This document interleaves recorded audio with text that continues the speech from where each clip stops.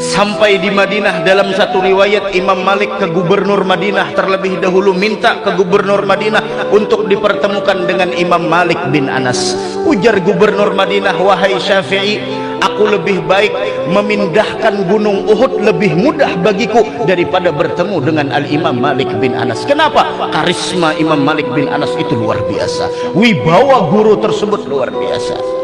Pada akhirnya bertemulah di sana Imam Syafi'i mengetok lawang Imam Malik bin Anas. Waalaikumsalam. Keluar nang hadam sedin keluar. Siapa pian? Ulun Syafi'i. Ndak mapa bertemu Imam Malik. Adakah di rumah? Hadang ulun kiawakan. Imam Malik itu ada orang di luar. Siapa ngarannya? Syafi'i. Hendak bapaknya hendak bertemu pian. Padahi nang datang tuh hafalakan dulu kitab susunan aku Muwatta nang kandalnya seini hanyar inya boleh berguru lawan aku. Keluar, wahai pian Syafi'i, ujar guru di dalam, pian hafali dulu kitab Muwatta, mun pian sudah hafal hanyar pian datang ke sini. Jadi sini sampaikan lawan guru ikam, Muwatta sudah di sini seberatan. Ayo Imam Syafi'i, ada nah hendak melawan Imam Syafi'i. Bid'ah itu berataan kada bagus, kada denang kada bagus. Ikam jus amma aja kada hafal anak apa kan gitu. Imam Syafi'i berijtihad, aku pun berijtihad. Bujur sama aja kalau jar Imam Syafi'i lelakian, aku lelakian, bujur. Qurannya bujur, tapi kualitas engkau dengan Imam Syafi'i tentu berbeda. Al-Imam Syafi'i beliau termasuk para kaum salafus saleh. Lihat, dalam satu riwayat pernah Al-Imam Syafi'i haratan berguru dengan Al-Imam Malik. Nah, jadi Imam Malik meriwayat Imam Malik ini pulang guru sidin luar biasa. Guru sidin, apabila guru sidin itu mengajarkan hadis di Madinatul Munawwarah, di masjidnya Nabi Muhammad sallallahu alaihi wasallam, mudahan kau ziarah ke sana seberata.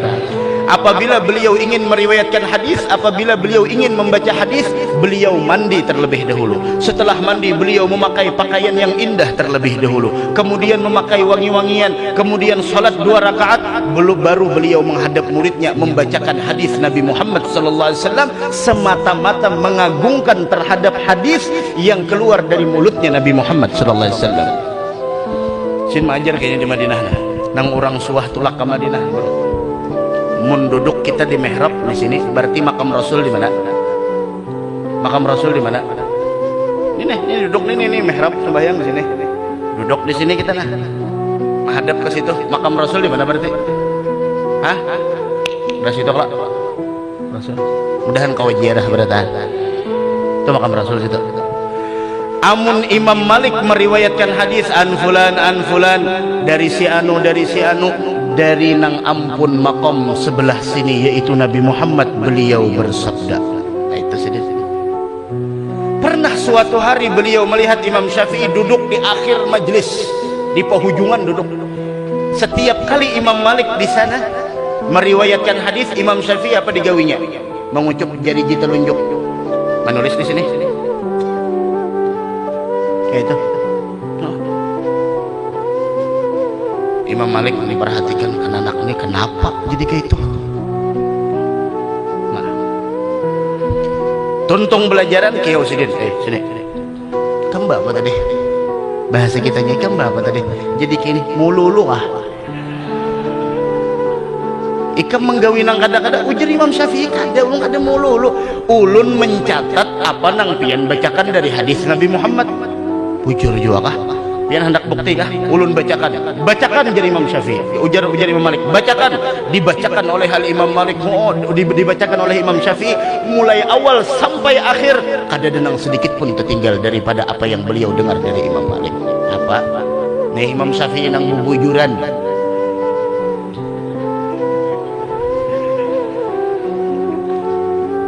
Nyaman nah ibu nikam tertawa. Nenang Imam Syafi'i bubujuran Muhammad bin Idris. Pernah suatu hari Imam Syafi'i itu disuruh oleh Imam Malik mengajar. Imam Malik mahintipakan mulai belakang nang kayak pegerang Imam Syafi'i ini keilmuannya. Mengajar Imam Syafi'i, takjub Imam Malik. Ya, ulama dahulu saking takjubnya Imam Malik kada kerasaan sidin menulis di dinding atau di tiang masjid, man aradal ilman nafis fa'alaihi bi Muhammad ibn Idris. Siapa orang yang ingin ilmu yang mahal, ilmu yang sangat berharga, tuntutlah ilmu dengan Imam Syafi'i Muhammad bin Idris. Ketika setelah selesai belajaran, Imam Syafi'i melihat ada tulisan di tiang masjid, wajar sidin ini kada mungkin ada yang menulis kecuali adalah guru saya Imam Malik.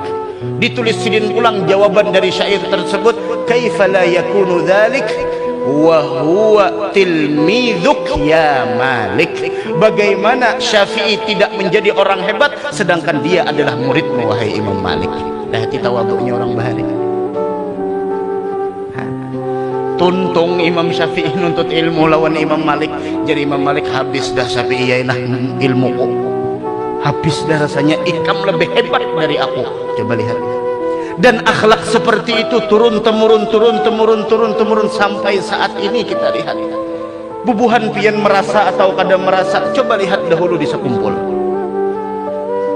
Kalau kita baca sejarah almarhum Allah yarham abah guru sekumpul, mudahan kita dapat barokah sidin insyaallah. Lihat yang menuntut ilmu ketika pengajian Kamis dan hari Ahad imbah asar, ada di antara mereka yang duduk di sana adalah pernah mengajarkan ilmu ketika abah guru sekumpul sekolah di Darussalam. Ada yang sebelah sini, ada yang sebelah situ, ada yang sebelah sini, ada yang sebelah situ, menggambarkan kepada kita lihat yang namanya ilmu tidak akan pernah didapat bagi orang yang bersifat sombong. Ini murid padahal nama ajar ini murid seorang bahari, murid seorang dahulu, tapi keegoan dan keangkuhan tidak ada di dalam hati mereka, turun hadir di majelis sidin. Saling memuji, ini kada. Pokoknya aku tuh pangnang wali kutub sudah di Kalimantan Selatan ini. Kada ada di Banjarmasin yang paling alim kecuali aku. Mun kada menghormati aku cium tangan bolak-balik fotokopi. Oh mak, ini kayak apa kisahnya? Hah? Coba lihat. Di Hadramut kita sering diceritakan oleh guru mulia nih, penyusun Ratibul Haddad adalah murid dari Al-Imam Al-Habib Umar bin Abdurrahman Al-Attas, penyusun Ratibul Attas.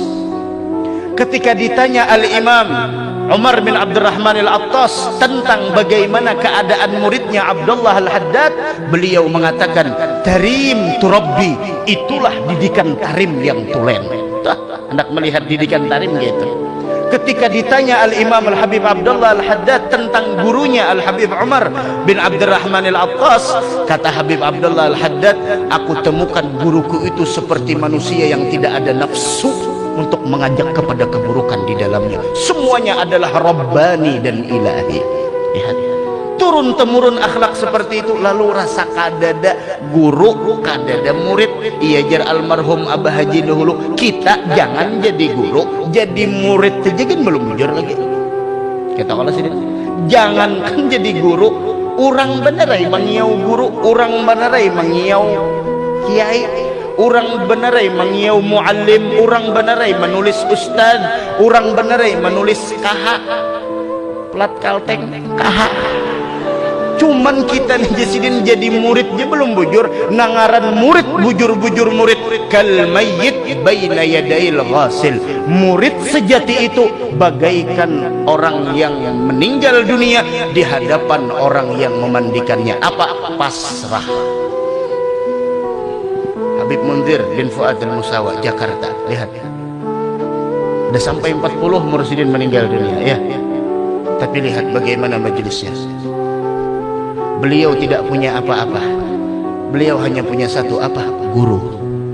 Beliau menyerahkan semuanya kepada gurunya Al-Habib Umar bin Muhammad bin Salim bin Hafidh sehingga beliau dapatkan kemuliaan tersebut. Makanya kata Habib Umar, beliau mengatakan, man yujalis muflih kaifa la yuflih, wa man la yujalis muflih kaifa yuflih.